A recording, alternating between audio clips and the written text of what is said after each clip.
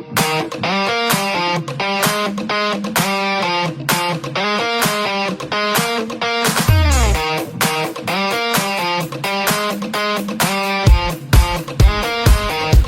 ko lang naman malaman nyo na ang isipan ko'y gulong-gulo. Nagtatanong kung susundan ko siya dahil ang puso ko ay nabihag niya. Alam mo bang minamahal ko siya at tunay ang aking nadarama. Kahit ako'y nagmumukhang tanga, ay ayos lang basta kasama siya. Kahit sabihin pa ng iba, nababaliw na akong talaga.